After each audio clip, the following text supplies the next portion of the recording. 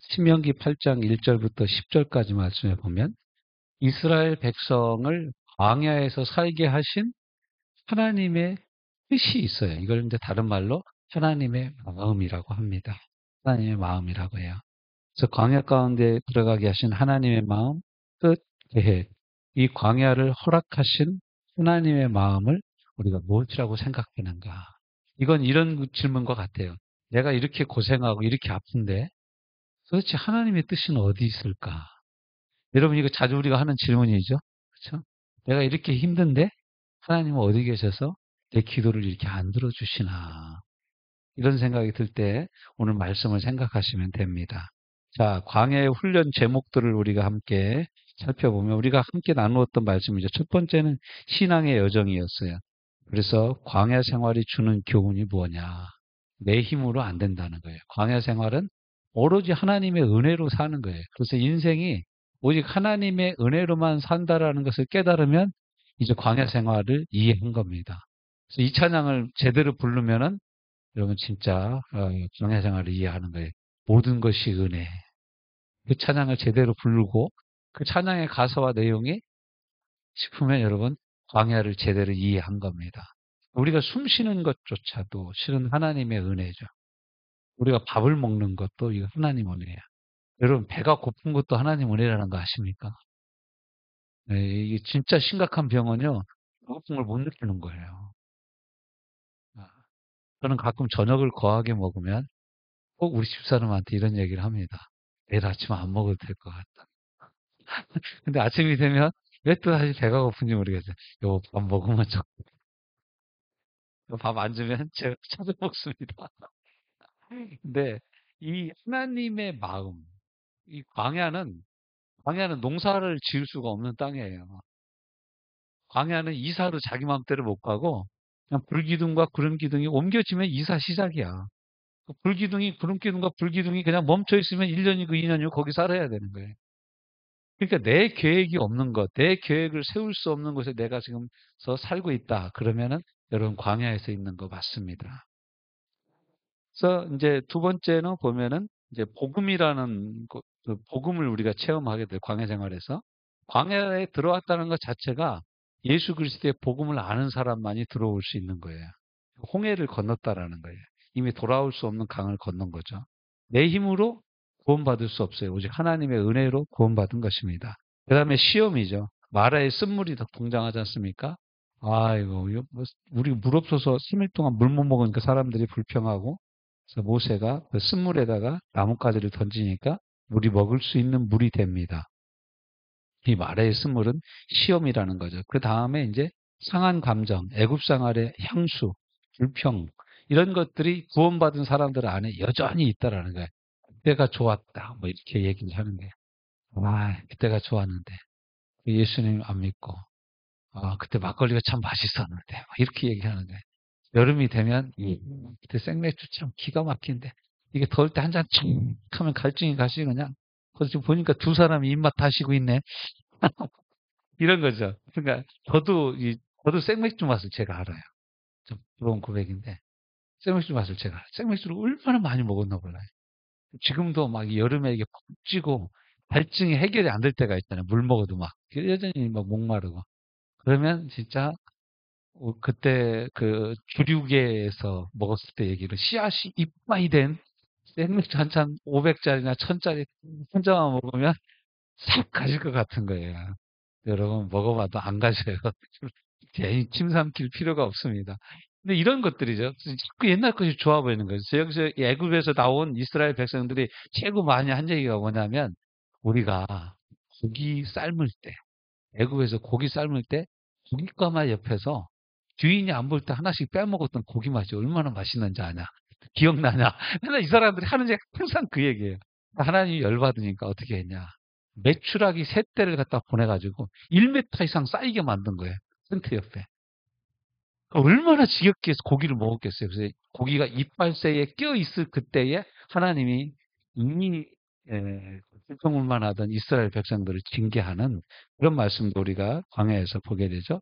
그 다음에 이른 곳이 이제 시내산입니다. 시내산에서 하나님이 출애굽기 20장이죠. 십계명을 줍니다. 모세에게. 십계명.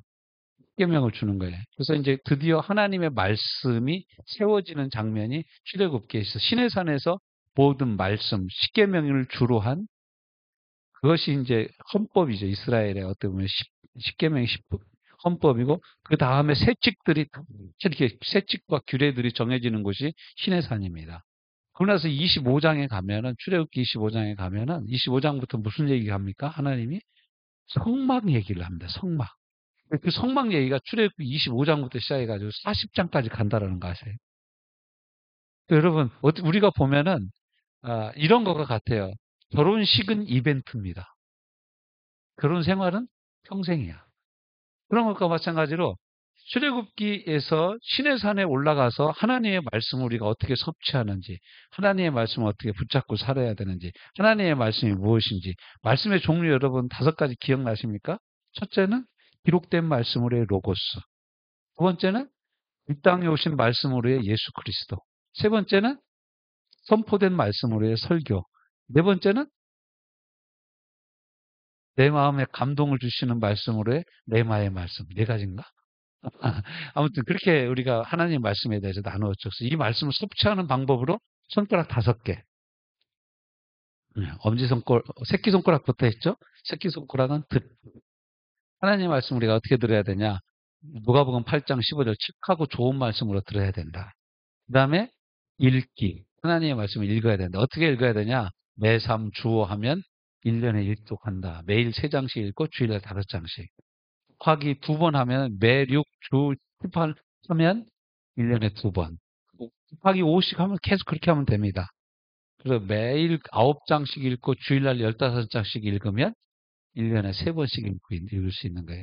그렇게 성경을 읽어야 된다. 그 다음에는 성경을 공부해야 된다.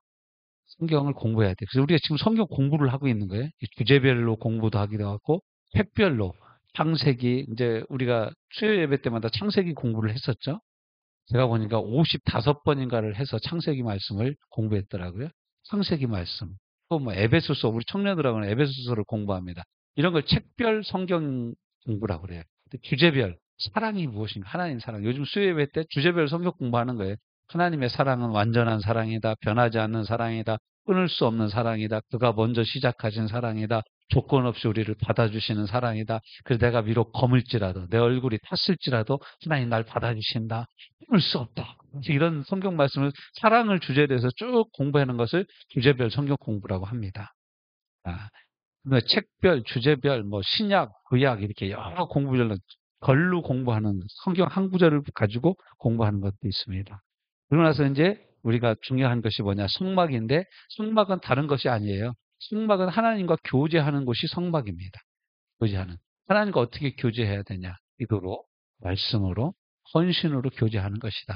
이제 우리가 그런 말씀을 살펴봤고 예수님이 우리의 성전이 되고 우리가 예수님의 성전이 된다. 성령이 거하시는 성전이 된다. 근데 하나님의 임재, 그리고 동행이다. 그리고 지난 시간에 우리 마음과 말씀과의 관계. 그래서 그때도 우리가 이 신명기 8장 말씀을 인용해서 함께 읽고 나누었죠. 그 다음에 순종은 가데스 바네아에 이르러서 가나안 땅에 들어갈 것이냐 말 것이냐를 선택하는 것이 순종이었죠. 이 순종에 실패해서 실은 40년 광야 생활을 틈틈이 하는 거죠. 40일 동안 정탐을 했는데 결론이 정탐한 사람들이 못 들어간다. 우리는 죽는다. 들어가면 다 죽어. 그러니까 하나님께서 그럼 너희들이 계산한 정탐한 하루를 나는 1년으로 쳐서 40년을 너희가 광야에다 죽였다. 우리가 그 말씀만 보면 하나님이 이스라엘 사람들에게 광야를 허락하신 이유는 죽이려고 광야를 돌린 겁니다. 뭐 한 사람을 죽이려고요? 불순종한 사람을 다 죽이려고 광야로 돌린 거예요. 우리 그렇게 생각할 수 있는데 실은 그게 아니라 광야 생활을 거기 가데스 바네아에서 이렇게 불순종했다가 모세를 통해서 하나님이 말씀하시니까 이스라엘 백성이 한 일이 뭡니까? 그럼 우리가 가서 다시 전쟁하러 가겠습니다. 전쟁하러 가서 어떻게 했어요? 실패한 거 다 죽은 거예요. 다시 이제 돌아서 광야에서 40년간 이제 있게 되는데 그 40년간 있게 한 이유가 뭐냐? 오늘 우리가 읽었잖아요. 하나님의 말씀대로 사는지 안 사는지 살게 하려고 하나님이 이 광야를 허락하신 것이다. 그래서 이제 우리 이 하나님의 마음을 알아야 돼. 그 제가 로에 이렇게 써 있죠. 읽어볼까요? 시작. 하나님은 군대 유격장에 빨간 모자를 쓴 조교가 아닙니다. 그분은 우리의 아버지십니다. 광야를 허락하신 하나님의 이유가 하나님 우리 아버지시기 때문에 허락하신 거예요. 이 광야를 주신 목적은 그래서 하나님의 마음을 알게 하려고. 이건 하나님 아버지의 마음. 그냥 주셨다라면 어떻게 했을까? 잠깐만, 여러분, 그냥 하나님이, 야, 그 뭐 순종 안 해도 되니까 너네들 가나안 땅에 들어가 봐. 그러면 똑같습니다. 똑같아요. 여전히 실패하는 삶을 살 수밖에 없는 거죠. 나라를 이룰 수가 없어요. 두 번째, 같이 읽어봅시다. 시작. 사람이 사는 이유와 가치를 가르쳐 주려고, 알게 하시려고. 3절이 뭐예요? 아까 우리가 신명기 8장 3절. 시작. 너를 낮추시며 너를 줄이게 하시며 또 너도 알지 못하며 내 조상들도 알지 못하던 만나를 내게 먹이신 것은 사람이 떡으로만 사는 것이 아니요 여호와의 입에서 나오는 모든 말씀으로 사는 줄을 네가 알게 하려 하심이니라. 사람이 하나님의 말씀 따라 사는 것이지 유행 따라 사는 것이 아니다. 그 남진이라는 가수가 노래를 부르잖아요. 뭐 유행 따라 사는 것도 제멋이지만 그런데 사람은 유행 따라 사는 게 아니라 뭘 따라 살아야 된다고요? 말씀 따라 살아야 되는 것을 가르쳐 주려고 하는 것이다. 에, 그리고 이제 우리에게 말씀하시죠. 3절 사람이 사는 이유를 가르쳐줘. 그 다음에 어떻게 하시려고요? 마침내 복을 주시려고 그런 것이다. 16절 같이 읽어봅시다. 거기 기록되어 있죠. 시작. 네 조상들도 알지 못하던 만나를 광야에서 내게 먹이셨나니 이는 다 너를 낮추시며 너를 시험하사 마침내 내게 뭘 주려고요? 복을 주려고 하신 것. 이것이 하나님의 마음이다. 우리는 왜 이렇게 나는 사는 게 이렇게 어렵고 팍팍한지 모르겠습니다. 여러분, 뭐 얼마나 살았다고. 우리가 아직 죽지 않았잖아요. 그러니까 우리 남은 세월을 향하여서 하나님 우리에게 복을 주시려고 그러시는 것 같아요. 제가 이제 뭐 우리 교회 여기서 시작한 지 2004년도에 시작해서 이제 정말 만으로 21년째 이곳에서 이렇게 목회를 하고 있는데 그러면서 우리 성도들의 삶을 이렇게 돌아보면 옆에서 지켜보면 정말 결정적일 때 하나님 앞에서 헌신하고 수고한 사람들을 하나님이 복을 주시더라고요. 근데 그 복이 즉시 주시는 복도 있지만 한 10년 후에, 한 15년 후에 복을 받는 사람들이 있더라고요. 어떤 사람은 20년 후에, 앞으로 한 5년 후에도 받을 줄로 믿습니다. 근데 이게 하나님 우리에게 복을 주시려고 하는 것이지 우리를 고생시키려고 하는 것이 아니라는 거예요. 여러분 그 인생에 3대 재앙이 있다고 그러죠. 유교문학관에서 하는 얘기입니다. 첫 번째가 뭐냐면 소년급제라고 그래요. 소년급제. 무슨 뜻이냐면 일찍이 소년 때 장원급제를 해버리는 거예요. 우리나라로 치면은 지금은 이제 뭐 로스쿨 때문에 없어졌지만 옛날에 사법고시 패스하는 거 일찌감치. 뭐 어떤 고 어떤 사람은 사법고시, 행정고시, 외무고시, 3개 고시를 대학교 다닐 때 다 패스해 버렸대. 어마어마한 시험 대장입니다. 제가 아는 어떤 분은 이런 얘기를 했어요. 시험 쳐서 대통령 될 것 같으면 나는 대통령 될 수 있다. 시험 봐서 대통령 될 것 같으면 나는 대통령 되거든 합니다. 그렇게 얘기하시는 분들도 계세요. 근데, 하나님이 그리고 그거고 또 두 번째는 뭐냐면, 일찍 혼자 되는 거. 이른 나이에 과부가 된다든가, 이른 나이에 호라비가 되는 것이 인생의 두 번째 재앙이다. 참. 그리고 세 번째 재앙은 뭐냐? 늙었는데 돈이 없는 거다. 이렇게 표현을 했어요. 여러분, 늙어서 돈 많으시기를 주님의 이름으로 축복합니다. 두 손 들고 하면, 늙어도 그냥 돈 없어도 내리고, 늙어서 돈 많고 싶으면 두 손 들고 하면, 네.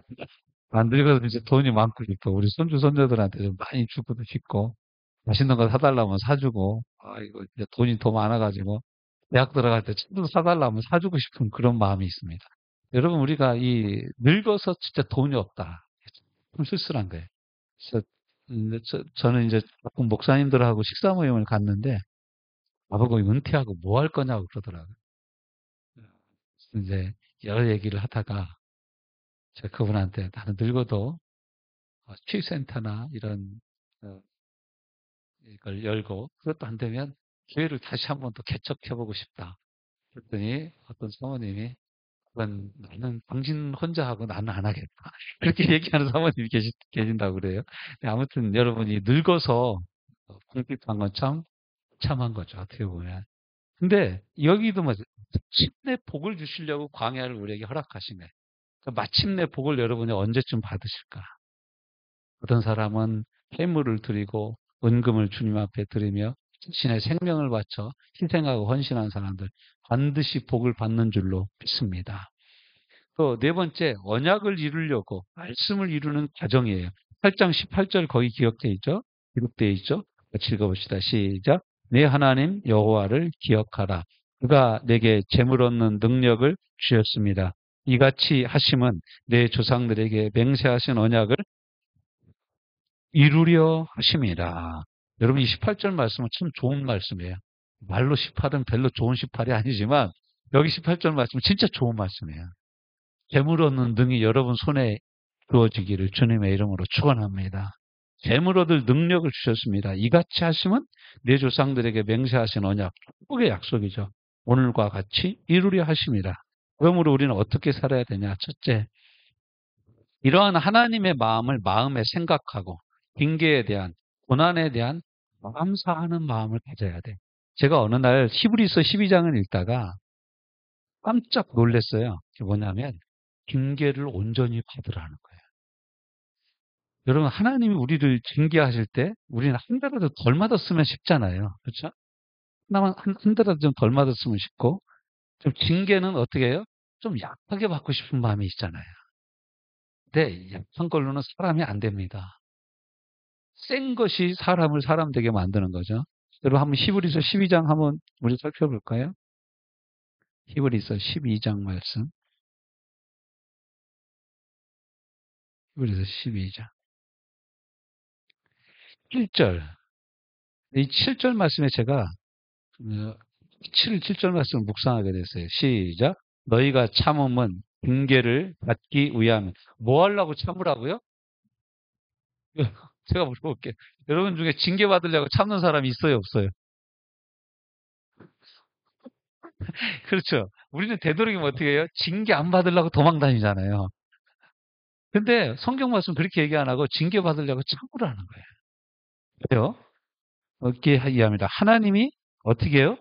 아들과 같이 너희를 대우하시나니 어찌 아버지가 징계하지 않는 아들이 있으리요. 징계는 다 받는 것이거늘 너희에게 없으면 뭐라고요? 사생자여 친아들이 아니니라. 또 우리 육신의 아버지가 우리를 징계하여도 공경하였거늘 하물며 모든 영의 아버지께 더욱 복종하며 살려하지 않겠느냐. 그들은 잠시 자기의 뜻대로 우리를 징계하였거니와 오직 하나님은 우리의 유익을 위하여 그의 거룩하심에 참여하게 하시느니라. 그래서 어때요? 우리 징계가 당시에는 즐거워 보이지 않고 슬퍼 보이나 후에 그로 말미암아 연단 받은 자들은 의와 평강의 열매를 맺느니라. 의와 평강의 열매를 맺게 하시려고 징계를 제대로 받아들이라는 거예요. 제가 이런 모습을 군대에서 한번 봤어요. 제가 군대에서 그 조치원에 있는 32사단 훈련소에 들어갔는데 제가 훈련병 32번이었고 1소대 훈련병 32번이었고 배 바로 오른쪽 편에 앉아 있는 분이 저보다 나이가 한 5살 더 많은 형이었는데 이 형이 31번이었어요. 그리고 제 옆에는 한 고문관이 있었는데 아주 그냥 안심병사죠. 있었는데 이제 점호를 하면 자, 점호 1소대 점호 준비 끝. 그러면 이제 어, 인원 파악하면서 하나, 둘, 셋, 넷 하면서 이렇게 툭툭 통원 몇 명, 뭐 몇 명 중에 몇 명, 점호 준비 꼭 이렇게 경례를 딱 하는 거 이제 시작을 하거든요. 근데 이제 31. 그래서 제가 32. 그러면 얘 옆에 있는 애가 33 이렇게 해야 되잖아요. 얘가 완전히 고문관 중에 상 고문관이에요. 제가 32 그러면 옆에서 33, 33. 그럼 너 나와! 가지고 막, 밸런스 조기가 막 때리고 그랬어요. 그러던 어느 날, 휴식 시간이 주어졌는데, PX로 다 가서, 그, 뭐 평상시 그 사회생활 할 때는 사 먹지도 않던 뭐 새우빵, 뭐 단팥빵 이런 걸 사 먹는데 그렇게 맛있는 거예요. 그런데 이제 그 조교가 저희 소대장 하던 조교가 뭐라 그러냐면 절대로 빵 같은 거 사가지고 화장실 가서 먹지 마라 이런 거예요. 근데 너무 안 보이는 데서 혼자 먹고 싶으니까 많이 먹고 싶으니까 애들 이거 사가지고 여러분 그 진짜 불쌍하지 않아요? 막 화장실 가서 이 누가 빵을 먹고 거기다 버린 걸 조교한테 딱 걸렸는데 그 걸린 사람이 누구냐면 제 바로 옆에 있는 형이 걸렸던 거예요. 30살 가까이 된 형이 걸린 거예요. 그랬더니 이제 그날 밤에 이제 어, 검호를 딱 하는데 자, 내가 오늘 내 말을 듣지 않고 화장실 가서 몰래 빵 처먹은 놈을 내가 안다. 그러니까 그런 놈은 솔직히 얘기하고 일부 앞으로 전진. 그게 우리 침상에 쭉 서 있으면 앞으로 한 발짝 더 나오라는 거예요. 아무도 안 나가는 거예요. 그러니까 이 조교가 한 말이 더, 그 다음 말이 더, 글쎄, 내가 알기로는 그놈의 새끼는 교회도 잘 가는 놈이다. 근데 그, 그 당시 우리 초대에서 교회 다니는 애들이 몇 있어요. 근데 우리가 가장 열심히 다녔던 형이 제 바로 옆에 있던 형이었어요. 근데 이 형이 딱 눈치를 채고 저 조교가 나를 갈구는 걸 갈구려고 그러는구나. 그래서 나가서 그 형이 그러는 거예요. 제가 먹었습니다. 너무 배고프고 너무 먹고 싶어서 제가 사서 화장실에서 몰래 먹었습니다. 그러니까 이제 이 조교 이름이 신주일이었어요. 신주일. 응. 왜 신주일이냐? 아버지가 목사님인데 주일날 태어났다 해서 이름이 신주일인 거야. 제가 아직도 기억하고 있는 거죠. 분생활로 보면. 지금 몇 년, 40년 전 얘기인데. 그러면서 이 신주일 하사였는데, 그 하사 우리 소대장이 하사 그러는 거야. 야, 임마. 나도 우리 아버지가 목사지만 교회 다니는 놈이 왜 거짓말을 하냐. 그러니까 이 형이 소리를 지르면서 뭐라 하냐면, 맞습니다. 제가 잘못했습니다. 어떠한 처벌이라도 털게 받겠습니다. 그러는 거예요. 우리는 어떻게 하다면 한 대라도 덜 맞을까 그런데 그 형은 자기가 어떤 처벌이라도 잘 받을 것 같다. 아, 받겠다고 그러는 거예요. 야, 그래서 그냥 열심히 맞았습니다, 그날. 그래서 제가 아직도 그걸 기억하면서 이 말씀을 준비하는데 그 생각이 나서 예화를 여러분에게 나누는 거예요. 그러다가 제가 어느 날 목사가 돼서 한 교회에 가서 말씀을 전하고 내려는데 형이 본 사람이 여기 앉아 있는 거야. 그 형이 집사님으로 앉아 있고 나는 목사에게 설교를 하고 있는 거야. 나와서 인사를 하는데 인사를 하는 거예요. 제가 그 사람 손을 꼭 붙잡고 그 이름이 이능재였는데 능재 형 저 모르겠어요? 저 현구예요. 우리 같이 훈련소에서 옆에 있던 현구라고요. 그때 깜짝 놀래라. 깜짝 놀라는 거예요. 참 여러분 하나님이 어디서 우리를 다시 만나게 할지 모르지만 우리가 하나님의 말씀을 들을 때 우리가 징계를 받을 때 진짜 그 징계를 잘 받을 필요가 있습니다. 내가 잘못해서 내 삶에 어려움이 닥칠 때 눈물 나죠. 힘들죠. 그런데 그것을 내가 충분하게 하나님 앞에서 겸비하고 내 삶을 완전히 돌이키는 기회로 삼고 내가 다시는 그런 짓을 하지 않으리라고 결심하고 헌신하고 하나님께 더 가까이 나아가는 기회로 삼으면 하나님이 그것을 기회 삼아 더 큰 은혜를 저와 여러분에게 주실 줄로 믿습니다. 큰 은혜를. 큰 은혜를 주시는 거예요. 그 다음에 뭐 어떻게 하냐. 하나님의 명령을 지켜서 그 도를 행하며 그를 경외하는 거예요. 하나님의 말씀, 우리를 향한 하나님의 마음이 이러니까 그리고 그를 찬송하고 10절 같이 읽어볼까요? 시작. 네가 먹어서 배부르고 네 하나님 여호와께서 옥토를 내게 주셨으므로 말미암아 그를 찬송하리라. 네 번째는 어떻게 하면 된다고요? 이런 하나님의 마음을 알았으니까 겸손한 마음을 가져라. 겸손한 마음을 11절 어느 분이 한번 읽어주실래요? 신명기 8장 11절.